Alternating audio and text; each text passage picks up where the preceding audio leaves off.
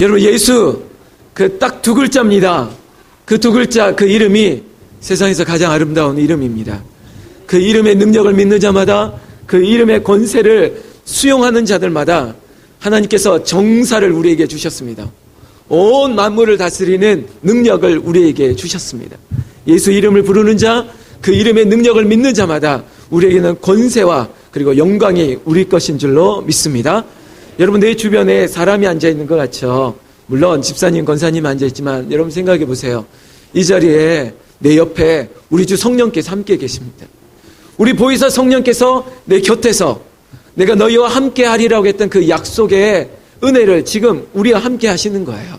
이 공간 가운데 하나님의 은혜가 우리 가운데 흘러넘치고 성령의 구름과 같은 영광이 그리고 바람처럼 우리의 호흡 가운데 또 여러분 심령 가운데 그 은혜가 들어가시기를 주의 이름으로 축원합니다.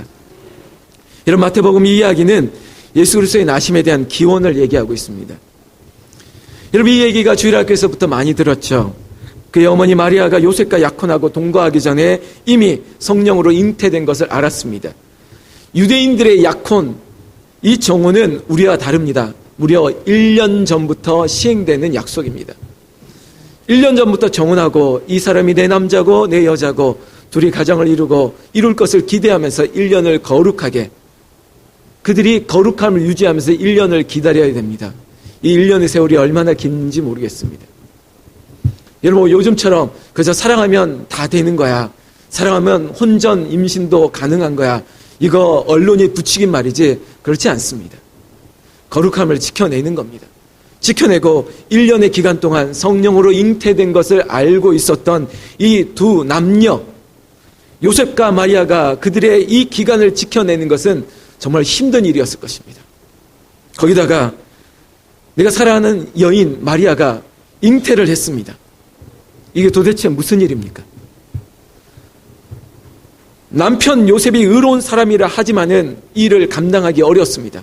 그러나 요셉은 그를 드러내지 아니하고 조용히 가만히 끊고자 했을 정도로 온유하고 의로운 사람이었습니다. 그러나 이건 역시 이 두 사람에게는 위기일 뿐만 아니라, 아니, 하나님의 나라 역사, 하나님께서 구속사를 이루시기 위해서 동정녀 처녀의 몸을 통해서 잉태케 하셨던 이사야 7장 14절의 말씀, 보라 처녀가 잉태하여 아들을 낳을 것이니 그 이름을 임마누엘이라 하리라.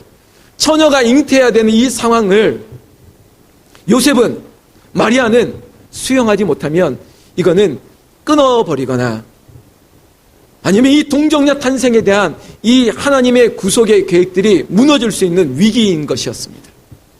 그러나 하나님께서는 그저 내버려 두지 않으셨습니다.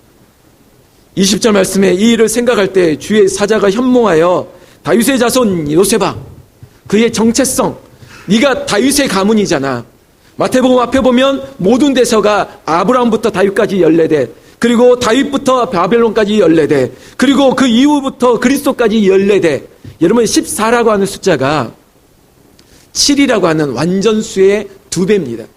하나님의 구속의 역사는 너무나도 완벽하게 짜여 있었다는 것입니다. 그래서 이 요셉이라고 하는 인물, 다윗의 계보에서, 이 다윗의 집안에서 있었던 이 남자 요셉을 통해서 하나님께서는 다윗의 자손 예수 그리스도가 탄생할 것을 미리 완벽하게 계획해 놓으셨다는 겁니다. 그러나 사단은 이 완벽한 계획 앞에 계획을 흐트러뜨리고자 불의한 사람을 통해서 2살 아래에 낳았던 모든 아이들을 죽이면서 예수의 탄생을 방해하기 시작했습니다. 아니, 이 요셉으로부터 시작해서 어떻게 처녀에게 잉태할 수 있을까? 내가 1년이라는 긴 기간 동안 손 한 번 잡지 않았는데 어떻게 이 일을 이룰 수 있을까라고 이상하게 생각하고 끊어버리고, 아니면 이 두 사람과의 관계가 무너졌다면 하나님의 계획은 이루어지지 않았을 것입니다. 하나님께서 이 모든 것까지도 개입했다는 거예요. 무서워하지 말아라. 그에게 잉태된 것이 성령으로 된 것이다. 이게 하나님의 뜻이라는 겁니다. 여러분, 우리의 인생 가운데 기이한 일들이 일어날 것입니다. 제가 내일 우리가 또 만날 텐데 하나님의 이름은 원더풀입니다. 아주 기이하고 놀라운 것입니다. 어떻게 이렇게 기이하고 놀라운 일이 일어날 수 있겠습니까? 여러분들 집안에 어떻게 이런 놀라운 일이 일어날 수 있을까라고 말할 때 우리 주 하나님께서 성령을 여러분들에게 보내셔서 그 성령께서 이 기이하고 놀라운 원더풀이라고 하는 그의 이름을 증명케 하셨다는 것입니다. 결국은 아들을 낳습니다. 그의 이름을 오늘 설교 제목처럼 예수. 이는 그가 자기 백성을 그들의 죄에서 구원할 자이십니다. 예수는 세이비어, 우리의 구원자이십니다.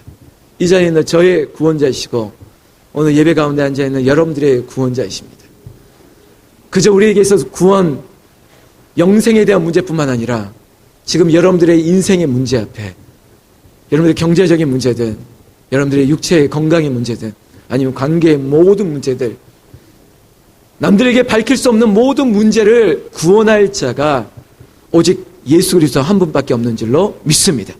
나는 축원하건대 이 예수, 이 이름이 여러분들의 인생의 모든 문제를 구원해내고 남는 역사가 있기를 주의 이름으로 축원합니다. 이 모든 일은 오래전 하나님의 계획이셨습니다. 주께서 선지자를 통해서 미리 말씀했던 계시였습니다. 모두에 말씀드렸던 이사야 7장 14절, 보라 처녀가 잉태하여 아들을 낳을 것입니다. 그의 이름이 임마누엘이라 하리라. 임마누엘의 뜻이 뭐죠? 하나님이 우리와 함께 계시다.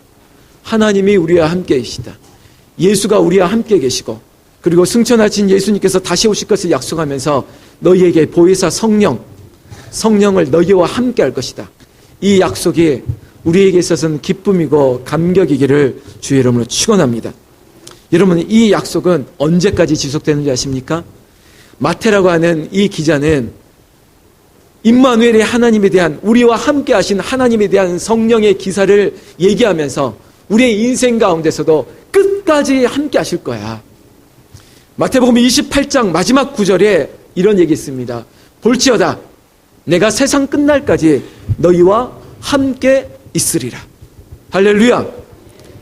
세상 끝날까지 너희와 함께 할 것이라고는 이 임마누엘의 하나님의 이름을, 그 예수 그리스도의 이름을, 그 성령 보혜사의 이름을 우리에게 주셨다는 겁니다.